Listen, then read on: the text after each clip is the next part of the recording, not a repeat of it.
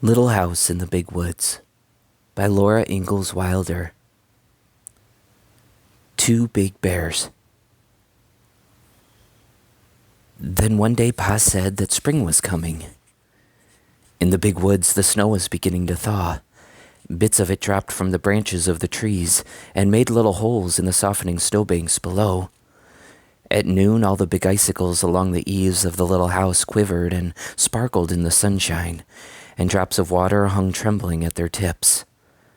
Pa said he must go to town to trade the furs of the wild animals he had been trapping all winter. So one evening he made a big bundle of them. There were so many furs that when they were packed tightly and tied together, they made a bundle almost as big as Pa. Very early one morning, Pa strapped the bundle of furs on his shoulders and started to walk to town. There were so many furs to carry that he could not take his gun. Ma was worried, but Pa said that by starting before sunup and walking very fast all day, he could get home again before dark. The nearest town was far away. Laura and Mary had never seen a town. They had never seen a store. They had never seen even two houses standing together. But they knew that in a town there were many houses, and a store full of candy and calico and other wonderful things, powder and shot and salt and store sugar. They knew that Pa would trade his furs to the storekeeper for beautiful things from the town, and all day they were expecting the presents he would bring them. When the sun sank low above the treetops, and no more drops fell from the tips of the icicles, they began to watch eagerly for Pa. The sun sank out of sight. The woods grew dark, and he did not come. Ma started supper and set the table, but he did not come. It was time to do the chores, and still he had not come. Ma said that Laura might come with her while she milked the cow. Laura could carry the lantern.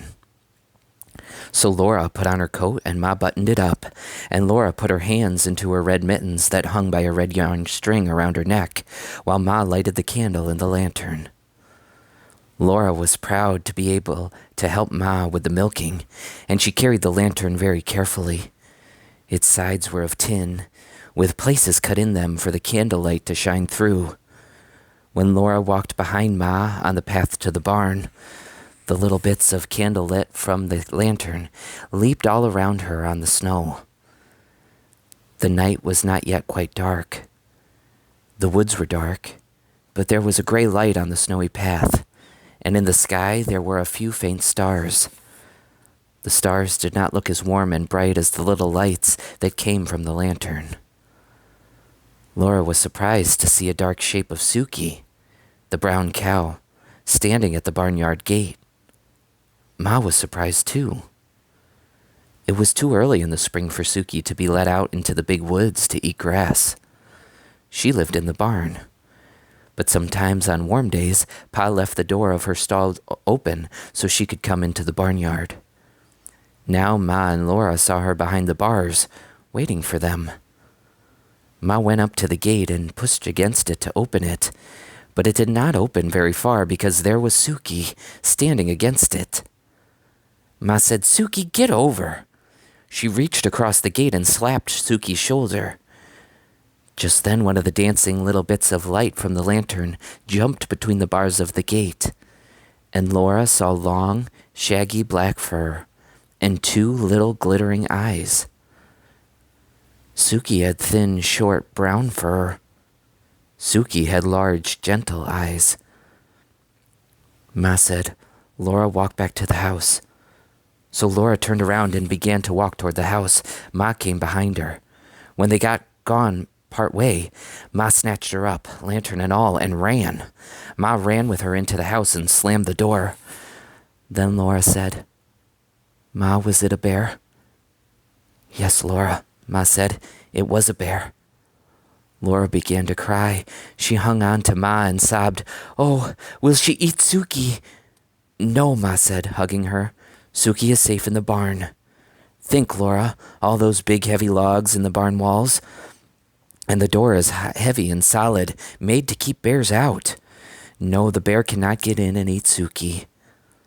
Laura felt better then. But he could have hurt us, couldn't he? She asked. He didn't hurt us, Ma said. You were a good girl, Laura, to do exactly as I told you, and to do it quickly, without asking why. Ma was trembling, and she began to laugh a little. To think, she said, I've slapped a bear.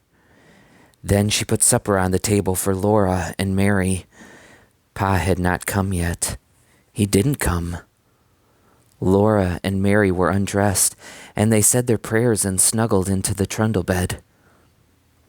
Ma sat by the lamp, mending one of Pa's shirts. The house seemed cold and still and strange without Pa. Laura listened to the wind in the big woods. All around the house the wind went crying as though it were lost in the dark and the cold. The wind sounded frightened. Ma finished mending the shirt. Laura saw her fold it slowly and carefully. She smoothed it with her hand. Then she did a thing she had never done before. She went to the door and pulled the leather latch string through its hole in the door so that nobody could get in from outside unless she lifted the hatch. She came and took Carrie, all limp and sleeping, out of the big bed. She saw that Laura and Mary were still awake, and she said to them, Go to sleep, girls. Everything is all right. Pa will be here in the morning. Then she went back to her rocking chair and sat there rocking gently and holding baby Carrie in her arms. She was sitting up late, waiting for Pa, and Laura and Mary meant to stay awake too till he came. But at last they went to sleep. In the morning, Pa was there. He had brought candy for Laura and Mary, and 2 pieces of pretty calico to make them each a dress. Mary's was a china blue pattern on a white ground, and Laura's was dark red with little golden brown dots on it. Ma had calico for a dress too. It was brown with a big feathery white pattern all over it. They were all happy because Pa had got such good prices for his furs that he could afford to get them such beautiful presents. The tracks of the big bear were all around the barn, and there were marks of his claws on the walls, but Suki and the horses were safe inside. All that day the sun shone, the snow melted, and little streams of water ran from the icicles, which all the time grew thinner. Before the sun set that night, the bear tracks were only shapeless marks in the wet, soft snow. After supper, Pa took Laura and Mary on his knees, and he said he had a new story to tell them. When I went to town yesterday with the furs, I found it hard walking in the soft snow. It took me a long time to get to town, and other men with furs had come in earlier to do their trading. The storekeeper was busy, and I had to wait until he could look at my furs. Then we had to bargain about the price of each one, and then I had to pick out the things I wanted to take in trade. So it was nearly sundown before I could start home. I tried to hurry, but the walking was hard, and I was tired, so I had not gone far before night came, and I was all alone in the big woods without my gun. There were still 6 miles to walk, and I came along as fast as I could. The night grew darker and darker, and I wished for my gun, because I knew that some of the bears had come out of their winter dens. I had seen their tracks when I went to town in the morning. Bears are hungry and cross at this time of year. You know that they have been sleeping in their dens all winter long with nothing to eat, and that makes them thin and angry when they wake up. I did not want to meet one. I hurried along as quick as I could in the dark. By and by the stars gave a little light. It was still black as pitch where the woods were thick, but in the open places I could see, dimly.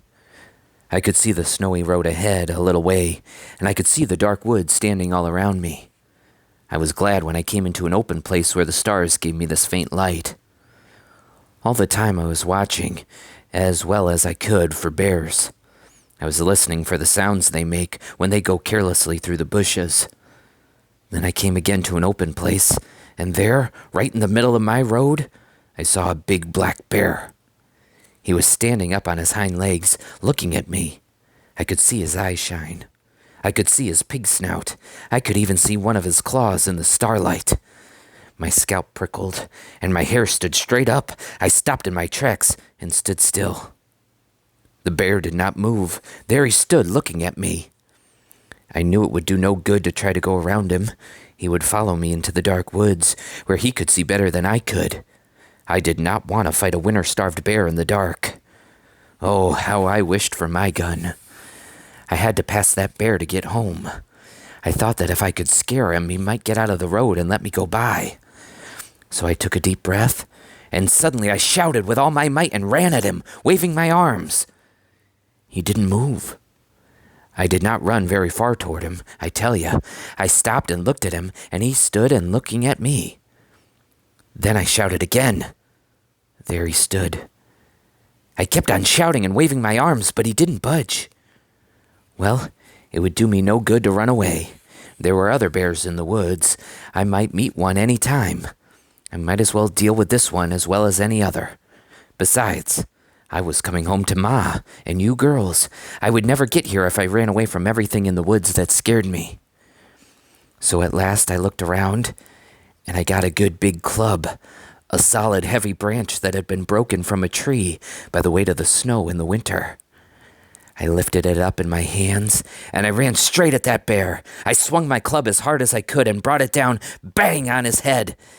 And there he stood still, for he was nothing but a big, black, burned stump. I had passed it on my way to town that morning. It wasn't a bear at all. I only thought it was a bear, because I had been thinking all the time about bears and being afraid I'd meet one.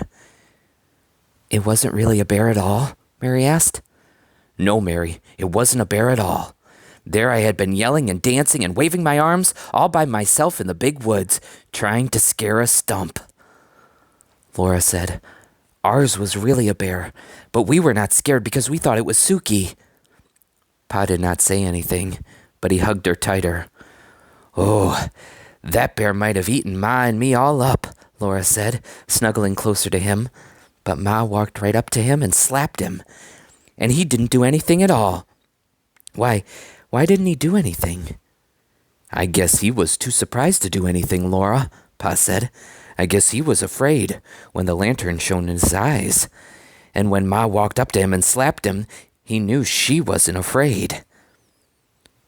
Well, you were brave too, Laura said. Even if it was only a stump, you thought it was a bear. You could have hit him on the head with a club if he had been a bear. Wouldn't you, Pa? Yes, said Pa, I would. You see, I had to. Then Ma said it was bedtime. She helped Laura and Mary undress and button up their red flannel nightgowns. They knelt down by the trundle bed and said their prayers. Now I lay me down to sleep. I pray the Lord my soul to keep. If I should die before I wake, I pray the Lord my soul to take. Ma kissed them both and tucked the covers in around them. They lay there a while, looking at Ma's smooth parted hair, as her hands busy with sewing in the lamplight. Her needle made little clicking sounds against her thimble, and then the thread went softly swish through the pretty calico that Pa had traded furs for. Laura looked at Pa, who was greasing his boots. His mustache and his hair and his long brown beard were silky in the lamplight, and the colors of his plaid jacket were gay. He whistled cheerfully while he worked, and then he sang. The birds were singing in the morning, and the myrtle and the ivy were in bloom, and the sun over the hills was a-dawning. 'Twas then that I laid her in the tomb. It was a warm night. The fire had gone to coals on the hearth, and Pa did not build it up. All around the little house in the big woods, there were the little sounds of falling snow, and from the eaves there was the drip, drip of the melting icicles. In just a little while, the trees would be putting out their baby leaves, all rosy and yellow and pale green, and there would be wild flowers and birds in the woods. Then there would be no more stories by the fire at night, but all day long Laura and Mary would run and play among the trees, for it would be spring.